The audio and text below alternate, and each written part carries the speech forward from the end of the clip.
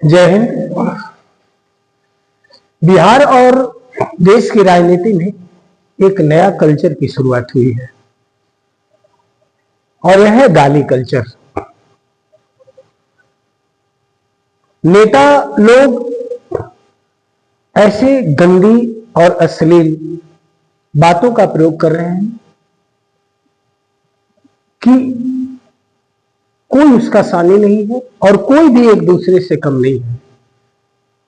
का बड़ छोट कहूं अपराधी, सब एक से बढ़कर एक है, कोई दूध के धुले नहीं है। और बदतमीजी की हद तो तब हो जाती है जब वे लोग हद को पार कर देते हैं। किसी की बाप, किसी की मां या मरे हुए लोगों तक को जलील करने में बाज नहीं आ रहे हैं। देखा जाए कि लोगों को न उम्र का ख्याल है, पता नहीं चलता है कि ऐसा कल्चर, ऐसी संस्कृति जिसे हम गाली संस्कृति कहते हैं, शुरुआत कहां से हुई और इसका प्रचलन बढ़ते जा रहा है। तो सबसे पहले में और न्यूटन का तीसरा लॉ है ना कि प्रत्येक क्रिया के बराबर विपरीत प्रतिक्रिया होती है। Every reaction gives equal and reverse reaction, और टिट फॉर टैट कह सकते हैं, जैसा को तैसा। यदि कोई व्यक्ति किसी की मां को गाली देता है तो न्यूटन का तीसरा लॉ तो स्वतः लागू हो जाए, कोई उसकी मां को भी गाली दे देगा। तो आप इस बात का ख्याल रखें कि जिस पीड़ा, जिस दर्द से आप गुजरते हैं, जितनी गाली नागवार आपको गुजरती है, उतनी ही नागवार उसके भी बाल बच्चों को गुजरती होगी जिसे आप गाली दे रहे हैं। तो ये समान बात है, मैं कोई पाठ नहीं पढ़ा रहा हूं आप लोगों के बीच। तो मैं ऐसे ही लोगों की मैं पहली पगड़ी खोल रहा हूं, एक मुरेठा लाल की, एक पगड़ी लाल की। उसने पगड़ी इस कसम के साथ बांधी थी कि जब तक हम बिहार की राजनीति से एक व्यक्ति का सफाया नहीं कर देंगे, तब तक हम पगड़ी को नहीं खोलेंगे। बीच में ही पगड़ी खोल दें। और आप अंदाजा लगा सकते हैं। अच्छा, पहले सोचिए कि वो व्यक्ति कितना चुतिया बनाता था हम लोग को। नहाते वक्त तो पगड़ी खोलता होगा कि नहीं खोलता होगा, कि पगड़ियां पहनने नहा लेता होगा, खाली ढीला हो जाता, चिलर हो जाता अगर नहीं खोलता होगा तो अब वक्त आ चुका है, चुनाव का वक्त है ना। लगा दीजिए न्यूटन का तीसरा नियम, वो चुतिया बनाया था ना। वक्त है अब हम लोग उसको चुतिया बनाएंगे। और वो व्यक्ति एक व्यक्ति को टारगेट करता है, एक राजनीतिक परिवार को टारगेट करता है, और वह राजनीतिक परिवार है लालू यादव और उसका परिवार। विधानसभा में खड़े होकर बहुत अभद्र भाषा में तुम्हारा बाप चोर है, तुम्हारा बाप चोर है, ऐसी भाषाओं का प्रयोग करता था। जरा सोचिए, उस व्यक्ति को लालू यादव की उम्र का ख्याल है? उसे इस बात का एहसास भी है, वह लालू यादव का जो राजनीति में कद है, राजनीति में जो प्रतिष्ठा है, या उन्होंने राजनीति में जो कुछ हासिल किया है, 7 जन्मों में भी ये पगड़ी लाल हासिल कर सकता है।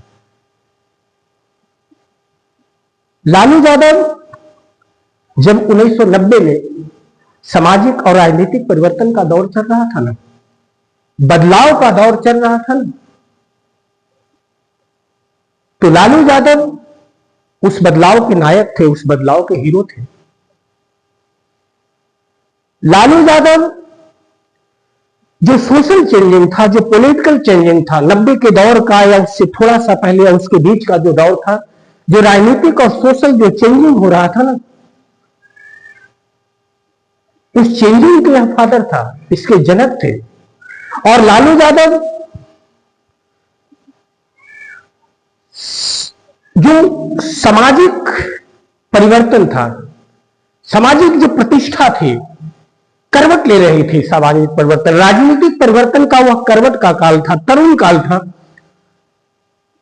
और सामाजिक प्रतिष्ठा, दबे कूचे, नीचे के लोग, गरीब लोग, शोषित लोग, वैसे लोगों के लिए यह संत कबीर का काम कर रहा था। तो लालू यादव बनना आसान नहीं है, गाली देना आसान है, लालू यादव बनना आसान नहीं है। क्योंकि लालू यादव एक व्यक्ति नहीं, एक विचारधारा का नाम था, और आज भी लालू यादव एक विचारधारा का नाम है। लोग क्यों चिढ़ते हैं इतना लालू यादव से, क्यों जलते हैं इतना लालू यादव से? इसका एक कारण है, लोगों को यह बात आसानी से नहीं पच रही थी। जो वो परिवर्तन का दौर था ना, सामाजिक बदलाव का जो दौर था ना, लोगों को यह बात आसानी से नहीं पच रही थी कि एक छोटा जात का लड़का, एक छोटा जात का युवा इतना बोल्डली कैसे बोल सकता है, इतना कॉन्फिडेंट इसमें आया कहां से, इतना आत्मविश्वास से, लवरेज कहां से है, इतना भरपूर कहां से है। आप कभी संसद में उनके भाषण को सुन सकते हैं, यही बात चुभती है और इसी का वो बदला ले रहे हैं। वो बर्दाश्त नहीं कर पाए कि यह कैसे उसका बदलाव का सबसे बड़ा, मैं रिजल्ट बताता हूं कि पहले गांव के गरीब और शोषित लोग अपने जात को छुपाते थे, लेकिन आज गर्व से अपनी जात को सर उठाकर बताते हैं, सीना ठोक कर बताते हैं। यह जो देन है ना, उस व्यक्ति का देन है, उस लालू यादव का देन है। गाली देने के लिए लोग महात्मा गांधी को भी गाली दे रहे हैं। अरे जिसे ठीक से खड़े होने की औकात नहीं ना है, 2 कौड़ी का आदमी है ना, जो ठीक से एक थानेदार के सामने खड़ा नहीं हो पाता है ना, वो भी महात्मा गांधी को गाली देता है। इतनी हैसियत कहां से पैदा हो जाती है लोगों को, कहां से ले आता है इतना हैसियतों?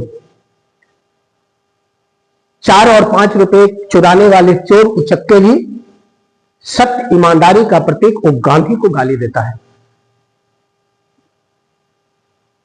अब गांधी एक विचार का नाम है, गांधी को जानना चाहते हो ठीक से? अरे गांधी तो वह गांधी है ना जो गोलमेज सम्मेलन के दौरान रानी एलिजाबेथ से आंख में मिलाकर बात किया था। यह हैसियत थी गांधी की, और उसने एलिजाबेथ से हाथ मिलाने से यह कहते हुए इनकार कर दिया था कि हमारे देश में नारियों से हाथ नहीं मिलाया जाता, हमारे देश की संस्कृति है, हमारे देश का कल्चर है कि हम नारियों का सम्मान करते हैं, नारियों का आदर करते हैं, उनसे हाथ नहीं मिलाया जाता है। कहां, कैसा हम लोगों को संस्कार मिला है? उस मरेठा लाल को ये संस्कार कहां से मिला? अच्छे संस्कार माता पिता से बच्चे सीखते हैं। हो सकता है कि इसे अपनी मां इतना बदतमीज है कि इसे हो सकता है कि इसके माता पिता से अच्छे संस्कार मिल ही नहीं पाए। महात्मा गांधी को जब एलिजाबेथ ने पूछी थी ना कि आपके आधे कपड़े कहां हैं, तो आंखें में आंखें डालकर बोला था कि आधे कपड़े तो आप छीन लिए हैं। इतनी हैसियत किसी में नहीं हो सकती है। ये आम बात है कि हम लोग गांधी को गलिया देते हैं, गांधी को गाली दे देते हैं। यह हमारा संस्कृति है, यह संस्कृति का अवमूल्यन है। तो हमें इस बात पर हमेशा गौर करना चाहिए कि एक राजनीतिक शुद्धता होती है, एक राजनीतिक सिद्धांत होता है, एक राजनीतिक विचार होता है। अगर आप राजनीति में हैं तो राजा की तरह नीति रखिए। राजनीतिक में एक जो राजनीतिक परिचारण होती है ना, राजनीतिक जो शुद्धता होती है ना, उसमें गाली गलौज जैसे शब्दों का कोई स्थान नहीं है। आप सीमित रहिए, राजनीतिक विरोध हो सकता है, एक दूसरे से सामान्य बात है, लेकिन आप राजनीतिक विरोध करते समय किसी के माता पिता का अपमान करने लगे तो आप यह जरूर सोचिएगा कि अगर आप किसी के माता पिता का सम्मान नहीं करेंगे तो कोई आपके भी माता पिता का सम्मान नहीं करेगा। दूसरी कड़ी में मैं किसी और का उदाहरण लेकर इस वीडियो को आगे बढ़ाऊंगा। जय हिंद, जय बुद्ध, जय महावीर।